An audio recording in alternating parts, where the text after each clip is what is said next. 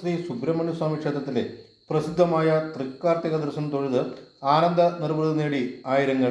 വടക്കുംചേരിമേൽ എഴുന്നള്ളിപ്പിന് ക്ഷേത്രം വിട്ടുപോയതിനു ശേഷം രാവിലെ 6-നാണ് തൃക്കാർത്തിക ദർശനത്തിനായി നട തുറന്നത്.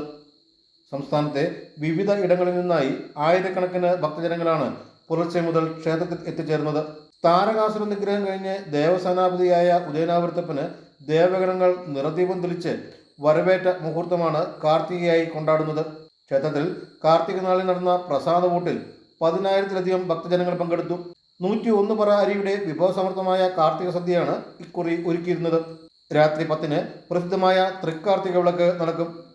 ഉദയനാപുരം ക്ഷേത്രത്തിലെ കാർത്തിക ഉത്സവത്തിന്റെ സമാപനമായി നാളെ രാത്രി 10-ന് വൈക്കം ക്ഷേത്രത്തിൽ കൂടിപ്പൂജയും നടക്കും.